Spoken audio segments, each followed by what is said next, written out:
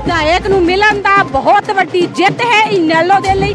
पहरेदार भारत न्यूज़ तो बिल्कुल सीधा लाइव तस्वीरां दिखा रहे हाँ कि जो अभय सिंह चौटाला ने बाहर आ रहे ने, लोकां दे विच बहुत जोश है। अभय सिंह चौटाला नाल सीधी गल।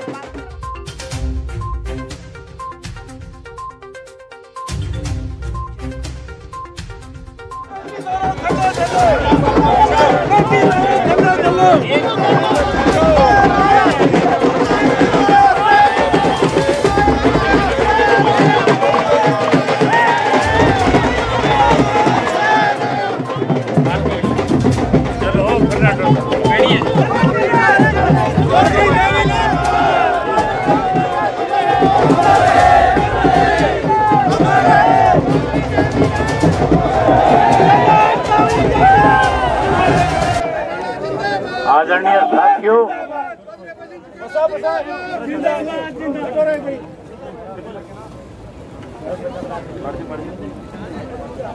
आदरणीय साथियों, मैं सबको आप सबको इस बात की बधाई देता हूं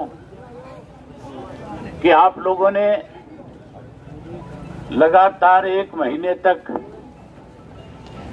जहां इस सरकार के खिलाफ लामबंद होकर के लड़ाई लड़ने का काम किया।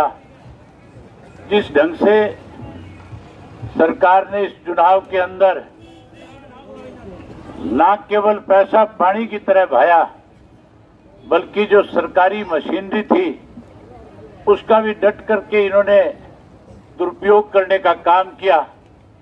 गांव-गांव में दहशत फैला करके लोगों के बीच में कहीं ना कहीं मतदाताओं को डराने और धमकाने का काम भी किया।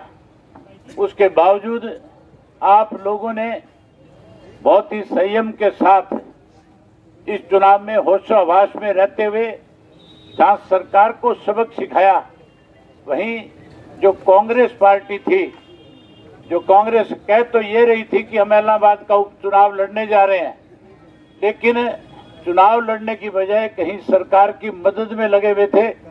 मुझे आज भी वो भूपेंद्र सिंह हुड्डा का जो एक बयान आया था, भूपेंद्र सिंह हुड्डा ने अपने भाषण में एक बात कही थी कि मैं आज कांग्रेस के उम्मीदवार के पक्ष में प्रचार करने आया हूं, लेकिन गोपाल कांडा भी मेरा मित्र है।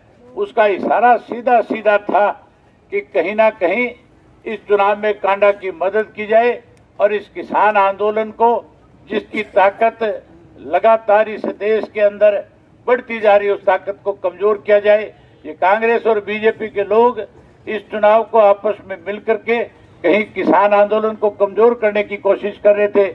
मेरा जो इस्तीफा था वो भी किसानों के खिलाफ बनाए गए कृषि के 3 काले कानून को लेकर के मैंने इस्तीफा दिया था कि वो कानून वापस हो। और इस चुनाव में जब मैं चुनाव लड़ने के लिए लोगों के बीच में गया था, तब भी किसानों ने मेरी टिकट जाकर के चौधरी ओम प्रकाश चौटाला जी से मांगी थी और चौटाला साहब ने मुझे पंचायती उम्मीदवार बना करके इलाहाबाद की जनता के बीच में भेजने का काम किया। वहां इलाहाबाद के लोगों ने न केवल मुझे अपना वोट दिया, बल्कि इस देश के उस किसान के साथ कंधे से कंधा मिला करके उसको और ज्यादा मजबूत करने का काम किया।